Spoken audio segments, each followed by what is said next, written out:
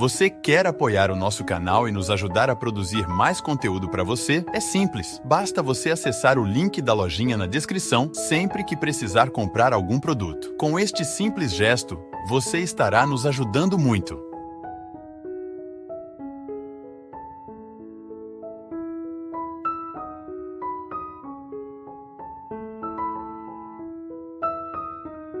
Já deve ter assistido aquele filme, né? Os 7 anos no Tibete, né? Tem uma história assim. Eles têm toda uma disciplina de vida e eles dizem que cada vez que nós conseguimos manter o ambiente da nossa casa, da nossa cidade, do nosso bairro harmonioso, isso é, se você entra dentro de um ambiente, de um espaço, e as coisas estão no devido lugar, e as coisas estão limpas, e as paredes estão bonitas, eles chamam isso de drala, que isso é, mantém o inimigo longe. É apenas um jeito de explicar que todas as vezes que nós buscamos a harmonia do nosso espaço exterior, de alguma forma nós estamos influenciando a vida interior. Isso é muito simples de entender. Quando você entra numa casa que está muito bagunçada, você se sente bem? Geralmente não. Quando você vai, aquela história, né? Todo mundo jantou, e estava todo mundo muito cansado, aquela louça ficou toda na cozinha, no outro dia você levanta de manhã, na hora que você entra, aquilo tem um aspecto de inferno, né? Aquele monte de louça, aquela coxa de galinha jogada no canto do prato, aquilo ali te dá um mal-estar, é natural. É sobre isso que os tibetanos falam, que o Drala é quando você consegue viver a harmonia do espaço, quando você consegue construir um espaço harmônico que tenha um poder de influenciar a vida das pessoas. E eu até dei o exemplo que em Nova York, eles diminuíram a criminalidade dentro do metrô, mantendo o metrô harmonicamente, né, dentro de uma harmonia, pintado, bonitinho, as coisas organizadas. Sabe essa simetria que a gente vê nos espaços? Tem gente que, hoje até lá na academia a gente estava brincando. Eu tenho toque em algumas coisas. Por exemplo, se eu entro dentro do meu quarto e a minha toalha está bagunçada, meio torta, assim, naquele negócio que você, no porta-toalha, parece que eu fico assim também. Enquanto eu não ajeito ela, eu não consigo, né? Por exemplo, se eu tiro o chinelo, coloco do lado da minha cama, se ele fica meio torto, eu não consigo dormir, enquanto eu não deixo os dois, um do ladinho do outro. É um tipo de neurose, eu sei que é. Mas eu tenho, vou fazer o quê? Antes essa do que outras piores, não é verdade? Então o que eu procuro fazer? Eu busco manter o meu espaço organizado para que eu me sinta bem dentro do espaço. Eu tenho certeza que neste momento um monte de gente que está assistindo o programa, e eu sou assim também. A menina professora lá da academia estava dando um exemplo. Por exemplo, sabe esses jogos americanos que você usa para comer? Ela fala, se eu entro e não estiver os 4 de frente um para o outro, arrumadinho, milimetricamente arrumado, eu não consigo comer. Fico com dor de cabeça. Sabe? Tem gente que é assim. A harmonia do espaço externo influencia profundamente a gente quando você chega naquele lugar. Gente, eu particularmente admiro muito as casas religiosas femininas, que as dos homens não são muito harmoniosas não. Já vivi em convento a vida inteira, seminário e casa que tem muito homem, é perigoso que a gente não tenha essas sensibilidades. Mas conventos de freiras, né? Eles são muito harmoniosos. Elas têm uma sensibilidade muito bonita para deixar o espaço aconchegante. Isso é uma coisa muito própria da mulher, muito própria de trazer, de buscar essa harmonia, porque parece que a sensibilidade feminina já indica isso, que uma casa bem organizada fará bem às pessoas que vivem nela. E particularmente eu penso que isso realmente acontece na nossa vida. Quando nós nos esmeramos por criar um espaço organizado, até mesmo o seu local de trabalho. Pode observar, se você chega no seu local de trabalho e sua mesa tem muita coisa em cima, enquanto você não coloca essas coisas em ordem, você não começa a trabalhar com qualidade, não é verdade? É assim, minha gente, isso é Drala. É você atrair a energia positiva, digamos assim, né, usando um termo mais holístico, e você afastar tudo aquilo que possa ser dispersão para você. Por isso que os tibetanos usam essa expressão, e ela significa isso, além do inimigo. Isso é, você criou um espaço que ficou além de tudo aquilo que poderia ser um inimigo para você naquele momento. Então digamos que você vai entrar no seu quarto para dormir. Os especialistas em sono nos falam isso. Quanto mais limpo é o ambiente, maior será a facilidade que nós teremos de dormir. Quanto mais harmônico, até mesmo as cores que a gente coloca no quarto para a gente dormir, né? Tudo isso tem que ser pensado para que você crie um espaço para você distrair. Por exemplo, quando eu morava lá no convento, que agora eu mudei e tenho o meu escritório separado. Mas quando eu morava no conventinho, eu tinha uma dificuldade, meu sono era muito ruim, a qualidade do meu sono era muito ruim, porque o meu computador ficava do lado da minha cama. Então eu não tinha uma separação do meu espaço de descanso para o meu espaço de trabalho. Então é naturalmente que eu crie dentro de mim uma desarmonia boba, por causa de coisas bobas que às vezes a gente não observa. Então muitas vezes a gente está cansado, estressado, e nós dizemos que a gente trabalha demais. Pode ser que a gente até esteja trabalhando demais, mas pode ser que o nosso espaço de trabalho esteja desorganizado demais. Sou desorganizado demais para entender, né? Às vezes a gente está tão desorganizado que a gente não entende a razão da desordem. E é interessante que muitas vezes nós diminuímos o nosso nível de estresse com um simples fato, gesto de você colocar as coisas em ordem. São coisas simples demais, minha gente, que às vezes nós não botamos atenção. Digamos que você vai perder 5 minutos quando você chega no seu escritório para você arrumar o seu ambiente. Perca esses 5 minutos e deixa o seu ambiente o mais harmonioso possível para que você sinta-se bem dentro dele. Isso é uma regra, meu amigo, você que perguntou, que vale para nós atrairmos esse drala, para nós criarmos um ambiente que seja favorável para o nosso trabalho, para o nosso descanso, para a nossa refeição. A gente, como família, a gente perdeu muito essa coisa de sentar-se junto na mesa, né? Mas veja bem, eu chamo isso até de resgate dos gestos poéticos. Vou publicar um livro agora pela Canção Nova, que vai sair, se Deus quiser, até o final do ano, que tem um determinado momento do livro que eu falo disso. Nós precisamos resgatar os nossos gestos poéticos. Um jantar, ele pode ser muito bem o momento que nós matamos a fome. Serve-se a comida, todo mundo come e vai embora saciado, não é verdade? Agora, o que é resgatar o gesto poético do jantar? É você sentar-se à mesa, você jogar uma conversa antes de começar a comer, você tomar um bom vinho, não é verdade? Você, se não seja um bom vinho, vinho chapinha, desde que ele seja tomado com alegria, não tem problema não. Aqueles garrafão de 5 litros que custa R$2. O importante é a companhia. Toma-se aquele vinho, conversa um pouquinho, olha um para o outro, porque fome não é só saciar a fome de pão. Nós temos fome de companhia, nós temos fome de beleza, nós temos fome de amizade, nós temos fome de paternidade, de maternidade. E é nesse momento que nós resgatamos os gestos poéticos. Nós não nos sentamos à mesa apenas para comer, nós nos sentamos também para nos alimentar um do outro. Isso é muito bonito. Como família, como é que nós podemos atrair o drala e mandar o inimigo para longe? Quando a gente resgata essa possibilidade da gente se sentar juntos, da gente conversar ao longo da refeição. Essa refeição não precisa ser muito rápida. A gente pode ser que seja apenas uma do dia. Ou nós vamos escolher o café da manhã, ou é o almoço, ou é o jantar. Mas nós vamos criar esse ambiente de drala. Nós vamos harmonizar. Sentar todo mundo bonitinho, com prato, com talher, enfim. Pode ser simples, pode ser pobre, não tem problema. A gente é que não pode ser pobre. A gente pode até não ter dinheiro, mas pobre a gente não pode ser não. Porque pobreza é defeito, né? É aquela pobreza de espírito, de você não saber valorizar a sua vida. Eu achava tão bonitinho lá na minha casa, quando nós éramos crianças, nós comíamos daqueles pratos esmaltados, lembra daquilo? Eram os pratinhos brancos com as manchinhas, a gente até sabia qual era o da gente. E ai de aquele que pegasse. Tinha umas manchinhas no prato esmaltado, cada um conhecia a manchinha que era do seu, e a gente sentava ali com aquela simplicidade toda, ao redor daquele fogão de lenha, a minha mãe fazendo a comida pra gente ali, uma comida que levava tempo para ser feita, porque fogão de lenha demora, né? Tudo isso estava carregado de gesto poético e de drala, porque na verdade a harmonia daquele instante tinha repercussões na minha vida, na vida dos meus irmãos, na vida dos meus pais.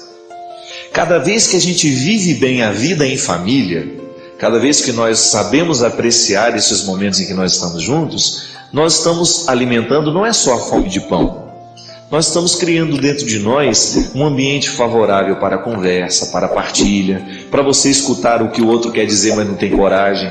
Porque às vezes a gente escuta o que o outro não disse, Basta que a gente saiba conviver, que a gente começa a desvendar os silêncios do outro. E tudo isso, minha gente, é um jeito que nós temos de buscar essa experiência positiva que os tibetanos chamam de Drala para a nossa vida. Nós precisamos aprender com as diversas culturas. E às vezes o nosso jantar, o nosso almoço, o nosso café da manhã, ele é apenas o cumprimento de uma obrigação. A gente não fez com prazer e a gente não descobriu um pouquinho mais do que ele poderia. Obrigado pela sua companhia. E é interessante porque isso, dentro de nós, na nossa experiência de autoconhecimento, é fundamental para a qualidade da vida. Uma pessoa é mais feliz, mais realizada. Eu não gosto muito do conceito de felicidade. Ele muitas vezes está associado a uma visão fútil, pobre. Pessoa feliz é aquela que não tem problemas, é aquela que tem uma vida maravilhosa. E a gente vê essa vida maravilhosa a partir do Instagram, das redes sociais, por aquilo que ela posta. Não, esqueça isso. Compreenda a felicidade como uma satisfação particular, íntima, que lhe dá o direito de deitar a cabeça no seu travesseiro toda noite e dormir sabendo que você foi quem você poderia ter sido. Até mesmo porque para você identificar o que você está vendo de fora, você precisa, num primeiro momento, enxergar a sua forma de ver o mundo.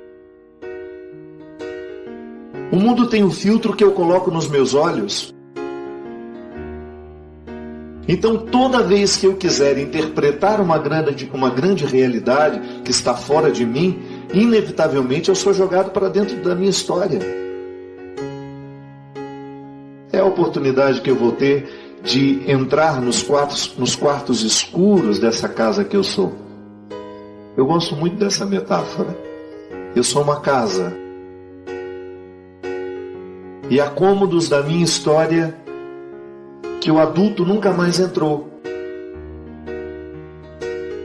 Perdoar é uma experiência de voltar para dentro de si e investigar-se. E também na psicologia, com a psicologia, nós aprendemos que o inconsciente, este lugar que seria o HD das nossas memórias emocionais, ele não é conhecido por nós, não é facilmente acessível. Acessar o inconsciente requer muitas técnicas, é difícil, mas o tempo todo ele nos manda recados, porque ele está atuante. Eu me lembro da regra que aprendi com a minha professora. Ela dizia: o inconsciente não é conhecido, mas o tempo todo é atuante. Não é porque eu desconheço que ele não atue. Não, ele atua o tempo todo. E ele está, de alguma forma, determinando as emoções de hoje. Pode ser que eu, menino, com muitos medos, com muitas realidades que eu não perdoei, esteja dando ordem ao adulto que sou hoje. Quando nós somos crianças, o nosso mundo é muito pequeno. Ele é muito restrito. As nossas possibilidades emocionais se limitam às pessoas que nos cercam. Você ainda não tem a autonomia de sair de casa e dizer: vou fazer amigos. Ou vou procurar alguém que me olhe de uma maneira mais positiva. Vou sair desse contexto de tantos traumas e vou tentar construir soluções com outras pessoas. Não! Você não tem nem autonomia de sair da sua casa. Você não sabe nem abrir e fechar a porta. Você sofre de uma indigência ainda física, de muita dependência das pessoas que cuidam de você. Então é claro que na infância nós somos muito facilmente traumatizados com os acontecimentos. E vamos guardando isso dentro de nós. Nada pode nos escravizar. Muitas vezes o adulto de hoje não é capaz de tomar decisões favoráveis porque nós ainda temos algumas fases que não foram curadas. Muitas vezes o adulto de hoje não consegue viver o perdão e a reconciliação porque dentro de nós existem crianças que estão muito machucadas e feridas. E não é inteligente manter essas crianças dentro de nós. A criança que precisa ficar é aquela que lhe provoca sorrisos quando você se recorda de um fato da sua infância. A criança que precisa continuar viva dentro de nós é aquela que nos mantém esperançosos, com ar sempre de novidade nos olhos. É aquela criança que não conhece, que não tem muita facilidade de se envolver com aquilo que de fato não interessa. A criança tem um estado de pureza, ela só presta atenção no que de fato importa. Conflito é uma coisa de adultos. Dificilmente você vê uma criança conflituada, ela sabe o que ela quer. E é claro que nós não podemos dar tudo o que ela quer, mas ela sabe. Mas quando a gente é criança, nós não temos esses filtros. É por isso que é tão perigoso educar uma criança ou ter crianças perto de nós, nos observando viver. Às vezes nós dizemos coisas horríveis, sem perceber que estamos ferindo, e aí traumatizamos muitas vezes as pessoas. Um dia, porque não tínhamos ainda esses filtros da maturidade, provocaram muitas feridas emocionais dentro de nós, nos chamando de burros, incompetentes. A gente assimilou aquela informação, ela veio de pessoas que nós amávamos, que nós admirávamos, não tínhamos os filtros para passar essa informação e desmenti-la. E registrávamos aquilo dentro de nós. Aí o tempo passou, aquela criança que era indefesa, incapaz de criar um recurso de retórica, não foi capaz de desmentir quem a traumatizou naquele momento. Aí de repente hoje, percebe em si uma sequência de inseguranças que nós não sabemos onde começa e onde termina. E a impossibilidade de ser quem eu posso ser hoje está numa parte da minha vida que não foi reconciliada, que não foi perdoada, num lixo emocional que eu não joguei fora, uma realidade que eu não soube metabolizar, internalizar, organizar, colocar no lugar. Sim, em muitos momentos da minha história, a dificuldade do homem presente está associada ao menino do passado. Quando nós éramos crianças, nós não tínhamos os filtros da maturidade. A gente acreditava em tudo que nos diziam. Hoje, se uma pessoa diz que você é burra, se você tiver maturidade, você vai arregimentar tudo aquilo que você sabe da sua inteligência, e a fala do outro é apenas uma opinião, que pode lhe determinar a medida da sua imaturidade, à medida em que você for imaturo. Mas se você tiver uma maturidade, se você sabe que você é inteligente, que você tem competências, a acusação do outro vai soar apenas, pode até lhe magoar, lhe deixar chateado, mas não é determinante. Você tem um filtro por onde essa fala passa e não demora muito em você. Sim, se todos nós tivéssemos a oportunidade de pegar esse microfone hoje e dar o nosso testemunho, certamente nós teríamos aqui inúmeras falas, revelando lembranças que são doídas, situações que não couberam dentro de nós. Eu preciso de um terapeuta para poder conhecer essas fases que em mim precisam ser perdoadas? Pode ser que sim.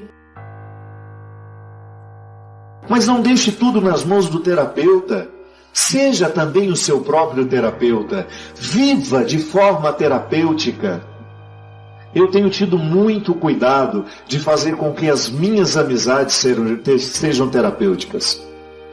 Sim, eu quero ter pessoas que me ajudem a chegar à minha verdade. Eu não quero ter pessoas que me alienem ainda mais do que eu já sou. Eu quero ter pessoas ao meu lado que me façam ter coragem de olhar que para mim é o mais vergonhoso.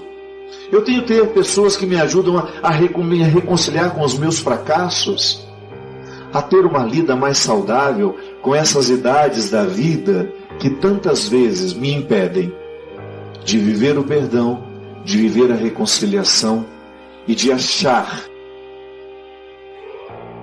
a nova versão que eu posso ter de mim. A experiência do perdão, ela é muito difícil por isso. só é possível perdoar quando há a autoridade do conhecimento. Simplifique isso. Você tem uma mágoa contra uma pessoa. Às vezes aquela mágoa foi causada por um momento difícil que você viveu com aquela pessoa. E você estava tão refém de si mesmo que você foi incapaz de perceber que aquela pessoa não teve a intenção, ou se ela aparentemente estava mal intencionada, não era inteligente da sua parte guardar aquela ofensa, guardar aquele rancor, porque você estava naquele momento, ao guardar aquela mágoa, escolhendo a pior parte da vida. Que você poderia muito bem dizer: eu não perdoo porque eu tenho motivo para não perdoar. Isso é uma forma irracional de compreender a ofensa. Isso é uma forma de você continuar dando autoridade àquele que lhe ofendeu. Porque enquanto você não perdoa, o que você está fazendo é dando autoridade a quem lhe ofendeu. Continua ferroando, continua machucando. O perdão, ele tem o poder de nos libertar disso. Não significa que você vai retomar a amizade com aquela pessoa. Não significa que você vai abrir um novo espaço na sua vida para ela. Não. Existem situações que mostram exatamente as pessoas que devem estar com você e as que não devem estar com você. Mas o fato é que até quem não deve estar com você, você precisa ter autoridade sobre esse fato. E a melhor forma de ter autoridade sobre o fato é perdoando, é dizendo: olha, não precisamos continuar juntos, mas aqui não há mágoa. Se eu me encontrar com você, vou lhe tratar muito bem. Não quererei o seu mal. Farei de tudo para que você não entre na lista daquelas pessoas que eu tenho o péssimo hábito de maldizer. Te colocarei dentro de mim de um modo a me ensinar. Olha, aquela pessoa foi tão cruel comigo, mas eu aprendi com ela. Isso é perdoar. É porque às vezes nós não temos muito conhecimento disso e às vezes precisamos pagar terapeutas para a gente aprender essas regras. Aquilo que você está vendo de mim hoje é apenas um ser obedecendo a um outro, ou a muitos outros que eu já fui e que não estão resolvidos dentro de mim.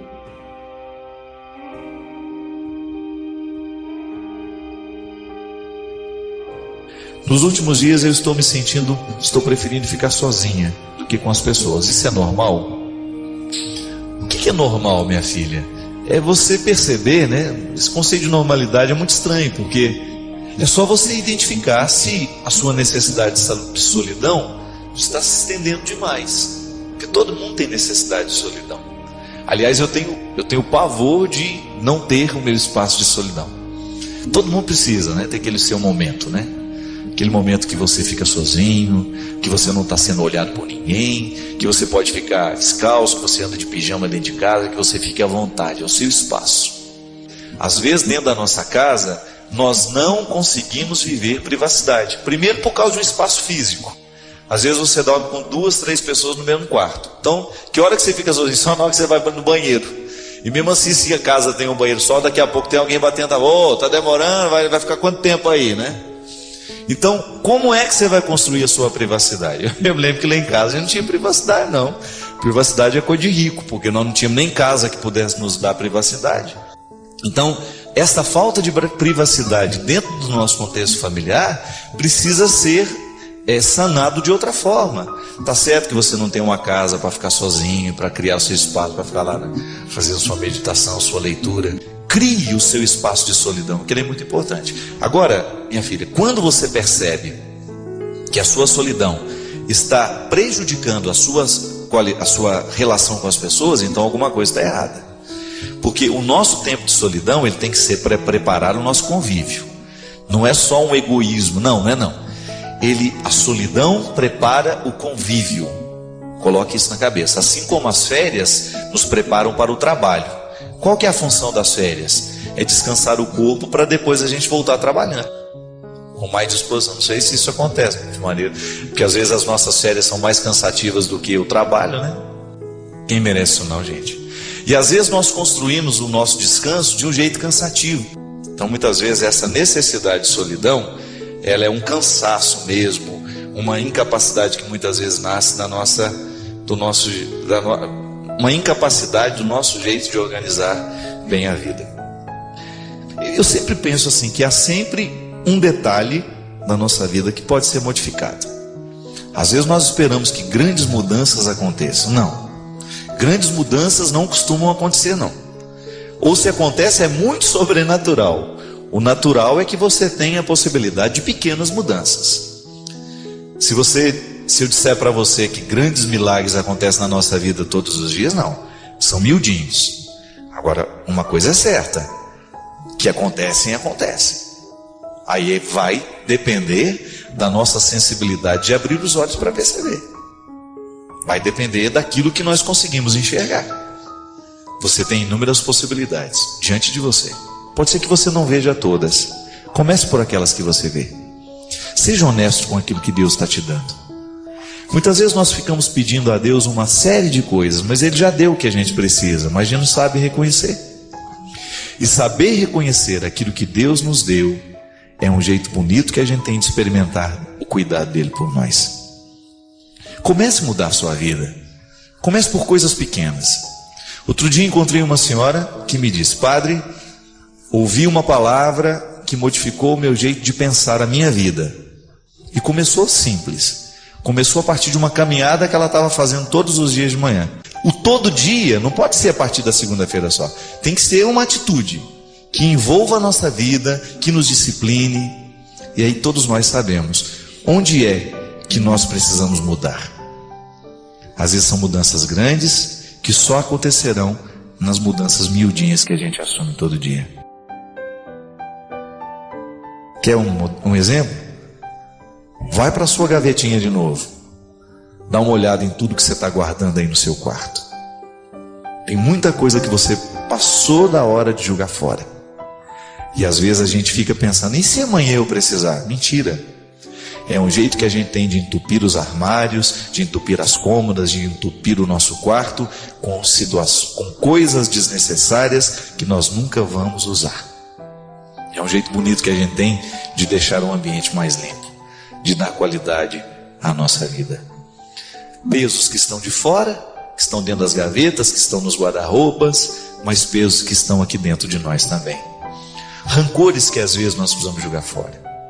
É um jeito bonito que você tem de deixar Deus cuidar de você, jogando fora aquilo que não merece ser guardado. Padre Fábio, é possível ser feliz sofrendo? Tudo depende do jeito como a gente sofre, né? Há sofrimentos que são redentores. São aqueles que você descobre a razão do sofrer. Então eu estou vivendo uma privação na minha vida, digamos, vou dar um exemplo. Eu preciso passar num vestibular. Então eu sofro a ansiedade daquela responsabilidade de ter que passar. Agora, a partir do momento que eu começo a estudar, eu continuo sofrendo, porque a ansiedade ainda está em mim. Mas eu começo a descobrir o caráter redentor do sofrimento, que é justamente preparar o resultado. Quando nós perdemos alguém, por exemplo, não vamos falar de morte física, não. Vamos falar de morte psíquica, né? Que é quando você perde um namorado, quando um amigo te trai. Tudo isso causa sofrimento dentro de você. Agora, se você vive esse sofrimento de maneira infértil, isto é, sofre por sofrer, como é que a gente sofre por sofrer? Quando a gente permite que o ódio fique tomando conta de nós, quando o ódio começa a administrar os nossos sentimentos, aí você sofre dobrado, porque você não joga fora o que te fez mal. É igual quando a comida nos faz mal, ela prejudica o corpo. Quando nós vivemos sentimentos estragados, ela faz mal ao nosso espírito, à nossa alma, tudo que faz parte dessa condição psíquica, daquilo que não é material. Claro que o cérebro é material, mas há algumas coisas que extrapolam essa materialidade cerebral. Então a gente tem um processo de amargura, um processo de depressão, de tristeza. São vários os estágios do sofrimento. Se a gente não administra bem, por exemplo, a tristeza, é possível que isso vire uma depressão depois. Então o que a gente precisa fazer para sofrer do jeito certo? Primeiramente, ser honesto. Coloca a questão que lhe faz sofrer e pergunte-se: será que vale a pena sofrer tudo mesmo que eu estou sofrendo por isso? Às vezes nós sofremos tanto por pessoas que não valem a pena, não é verdade? Às vezes nós empacamos tanto tempo da nossa vida com sofrimentos, com pessoas que não tinham a menor consideração por nós, ou às vezes pessoas até passageiras, né? E às vezes nós ficamos sofrendo demoradamente por causa disso. Não. A gente precisa administrar isso. E o único jeito que a gente tem de administrar o sofrimento é racionalizando. O que provoca o sofrimento dentro de nós é o jeito como nós pensamos o sofrimento. Uma ideia vai me fazer mal à medida em que eu alimento essa ideia dentro de mim. Agora, se eu reconstruo, se eu substituo a ideia que me faz mal por uma ideia que me faz bem, então eu começo a superar a dor, eu começo a superar o sofrimento. Então a gente pode sim buscar esta realização, a gente pode ser feliz mesmo no momento do sofrimento. Basta que você olhe o sofrimento de um jeito novo, de um jeito diferente, e não fique se amargurando tanto, estendendo demais no tempo a experiência que poderia ser muito bem curta. Às vezes nós encontramos pessoas que não fazem a amizade com a vida. A gente tem que fazer esse pacto com a vida todos os dias, minha gente. Todo mundo sofre. Não adianta você pensar que é um privilégio seu você sofrer, não é? Nós sofremos o tempo todo por questões que são nossas.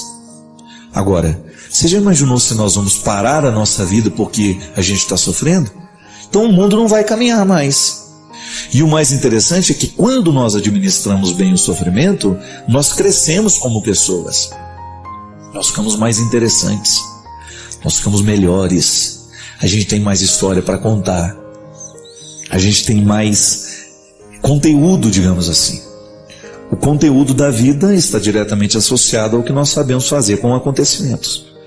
É isso que mais cedo ou mais tarde a gente vai poder relembrar, a gente vai poder contar, a gente vai poder dar testemunho, a gente vai poder dar exemplo e o melhor, até aconselhar aqueles que estão passando pela mesma situação e não sabem como agir. Precisamos o tempo todo administrar bem o que nos acontece, porque no momento que a gente administra bem a nossa vida, nós ajudamos até a administrar a vida do outro também. Mas não vai querer administrar a vida do outro se você não administra a sua, né? Tem que ter primeiro esta responsabilidade com aquilo que é seu.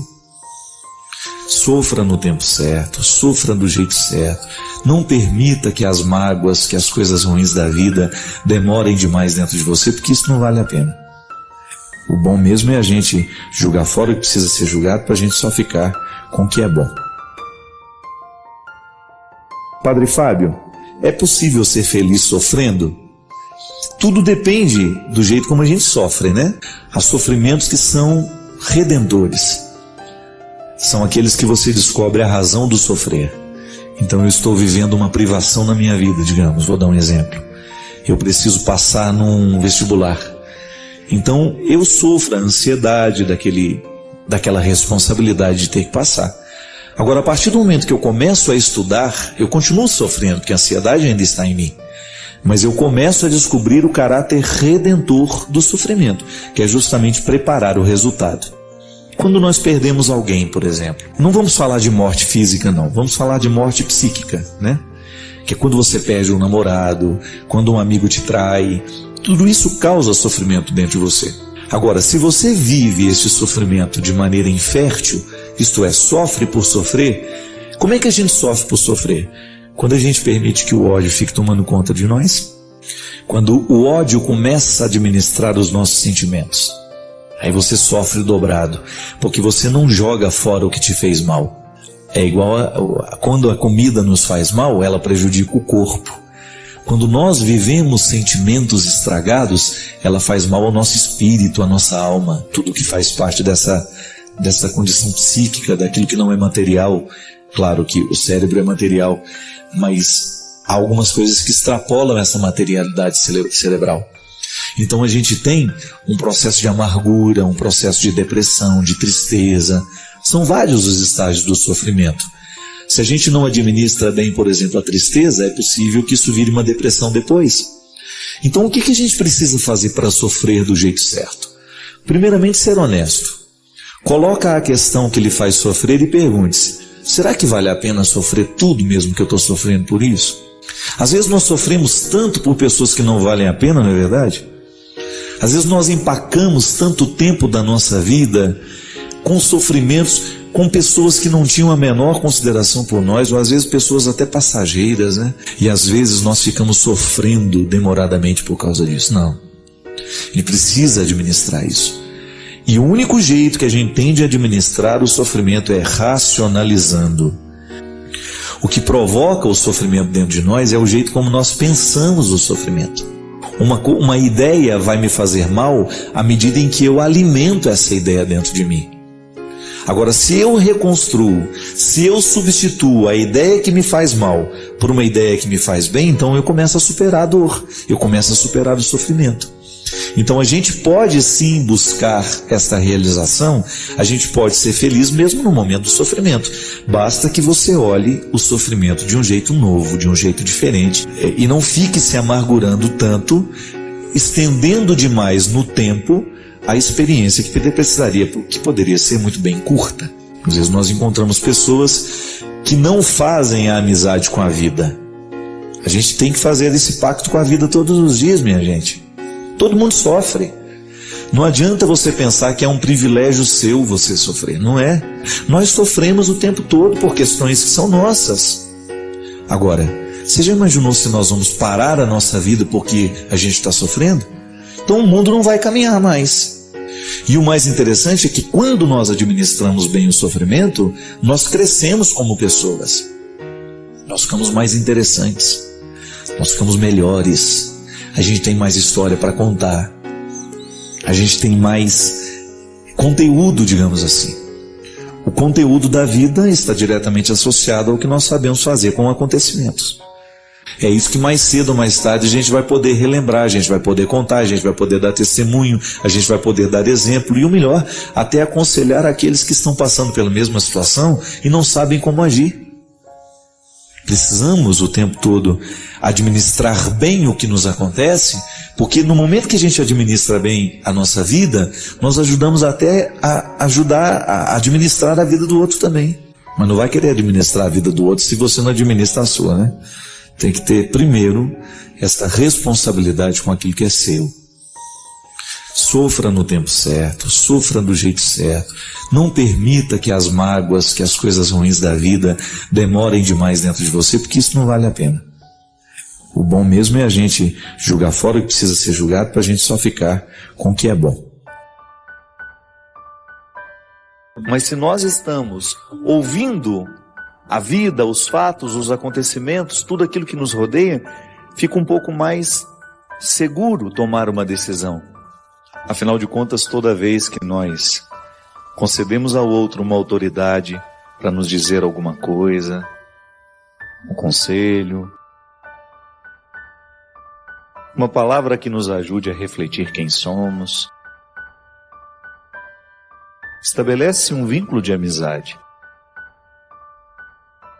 A Sagrada Escritura nos mostra, de maneira muito precisa, que o verdadeiro amigo é aquele que nos conduz pelo caminho do bem. Vários textos em Eclesiástico, você tem também nas cartas de Paulo, ele falando da amizade que ele nutria por pessoas que o encaminhavam ao coração de Deus. É verdade. Um amigo de verdade, um amigo verdadeiro, é aquele que faz um vínculo entre nós e aquilo que Deus quer que a gente seja.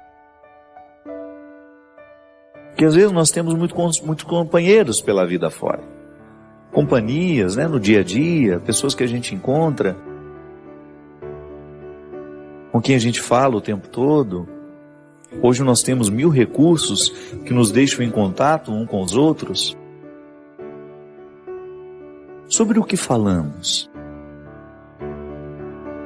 Quem são as pessoas que de fato despertam em nós o desejo de ultrapassar as aparências?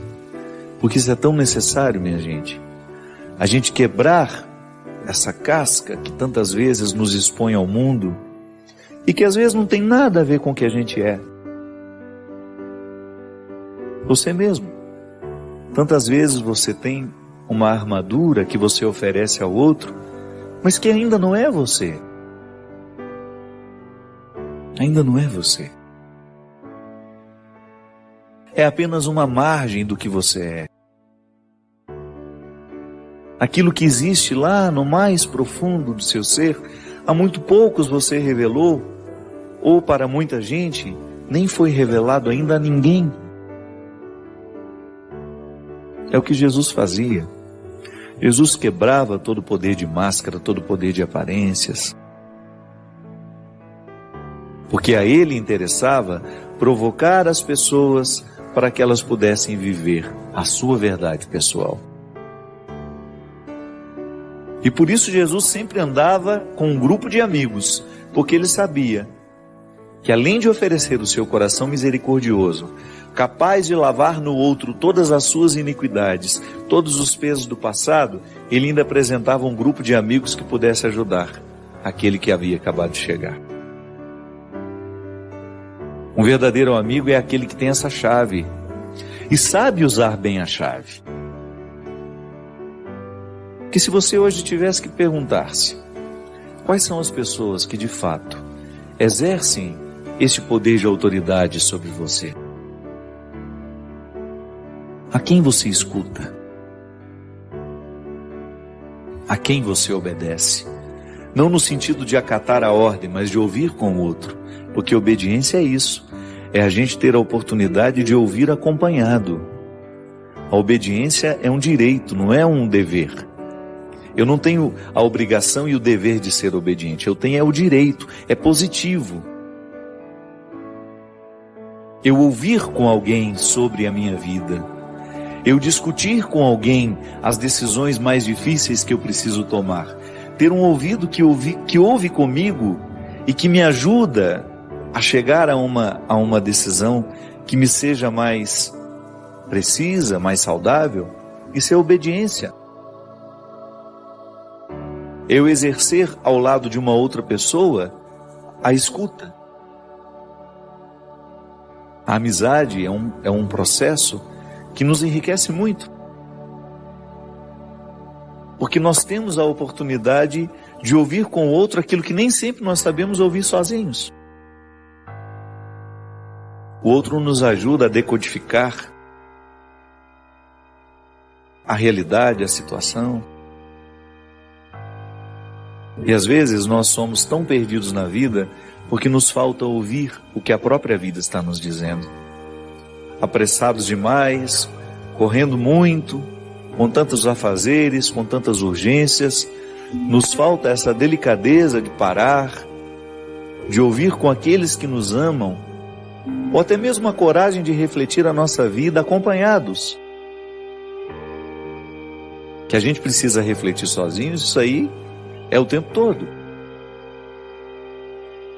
Toda vez que eu estou sozinho, de alguma maneira, a minha vida passa pela minha cabeça, as minhas escolhas. Agora, a partir do momento que eu encontro um amigo e eu dispenso a oportunidade de conversar futilidades, e eu sinto que tenho a oportunidade de conversar alguma coisa que me faça chegar a essa profundidade que eu preciso, para poder ouvir o que de fato preciso ouvir, para enxergar o que de fato preciso enxergar.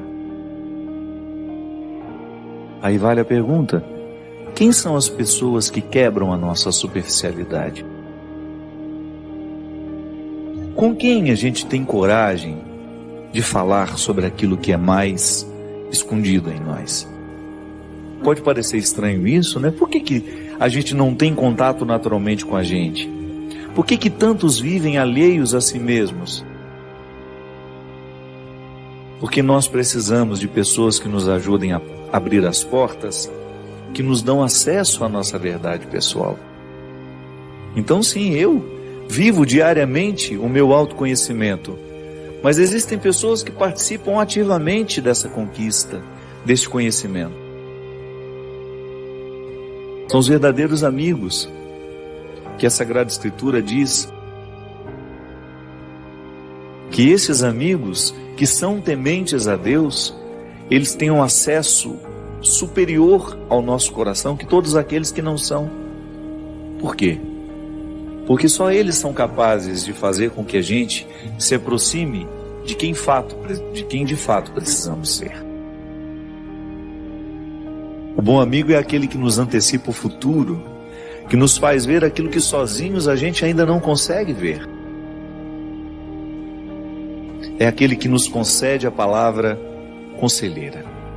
O que é a palavra conselheira? Não é aquele conselho fiado que a gente escuta, não, é quando você identifica que aquela palavra que está sendo dita, de fato, tem uma conexão com a sua realidade. Porque é assim. Nesse mundo de tantas aparências, nós vestimos uma armadura de acordo com a situação. Você, tantas vezes, já se percebeu assim? Usando máscaras de acordo com a situação? E isso não é viver. A gente perde tempo demais com essas armaduras, com essas máscaras, e o nosso eu, de fato, que precisa vir à tona, que precisa ser oferecido para que a gente se sinta bem, porque é uma questão de realização humana. Se eu ofereço ao outro apenas a minha caricatura, apenas a minha armadura, apenas a minha realidade aparente, eu perco a oportunidade de me realizar. Porque a realização humana pede uma entrega de tudo aquilo que a gente tem de mais verdadeiro e profundo. E como isso nos empobrece, a gente não ter a oportunidade de se revelar com profundidade, com verdade a alguém, da mesma maneira como aquelas pessoas que Jesus encontrava, ficavam profundamente encorajadas por ele,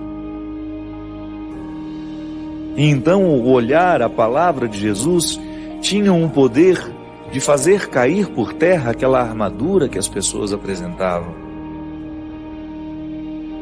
Às vezes eu fico me perguntando, quem é que tem autoridade sobre mim? Eu não falo dessa autoridade que na vida religiosa nós temos e que nós obedecemos, no meu caso o bispo, no caso do religioso o superior dela, da irmã, do irmão, do padre que também é religioso, o superior que te dá ordens no trabalho, que de alguma maneira lhe ajuda a pensar a vida, não. Eu estou falando daquela autoridade interior, a quem o seu coração escuta,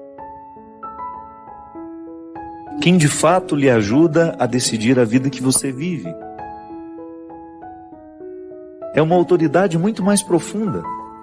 É claro que essas pessoas que eu disse, se exercem um papel positivo na nossa vida, também exercerão, neste contexto dessa autoridade mais profunda, que nós também podemos chamar de consciência.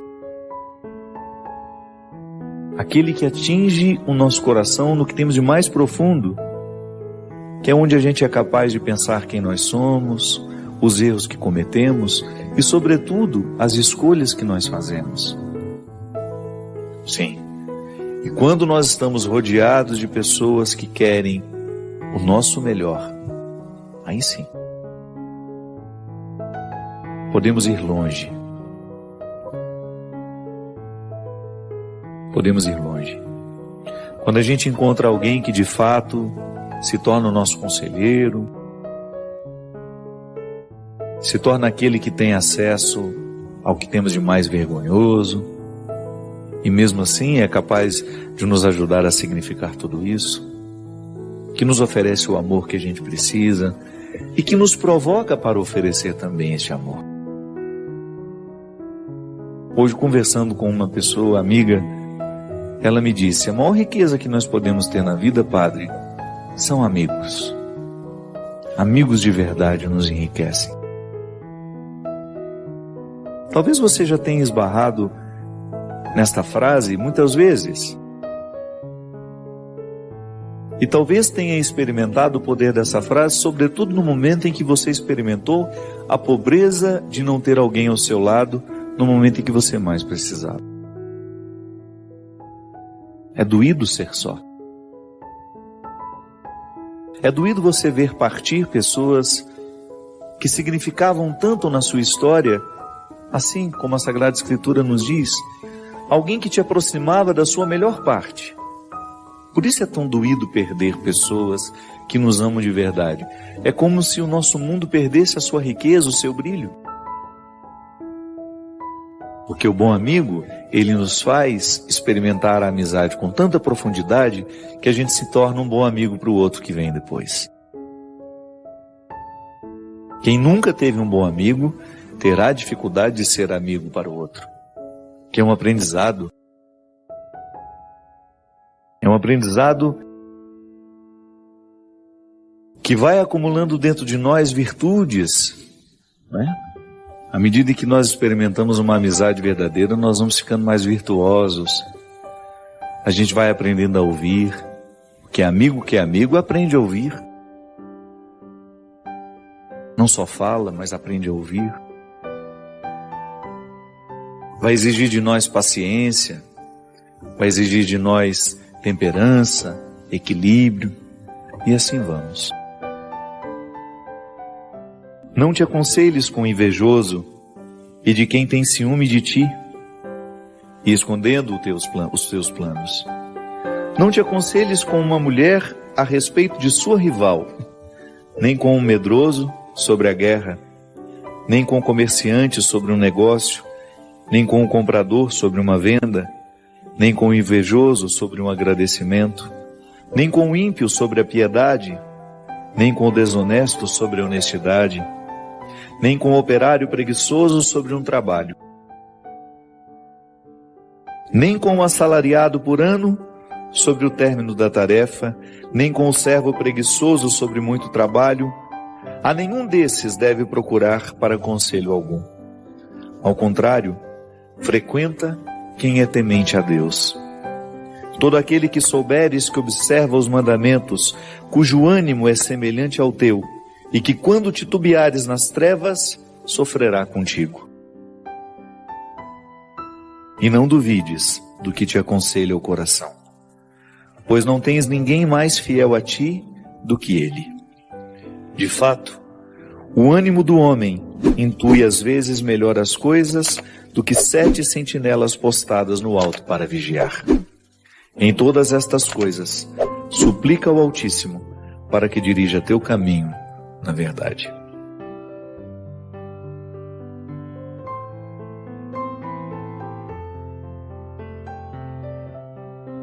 Obrigado por se juntar a nós nesta jornada. Queremos ouvir suas reflexões. Deixe seus comentários, inscreva-se para mais conteúdo e convide amigos a embarcarem nesta jornada conosco.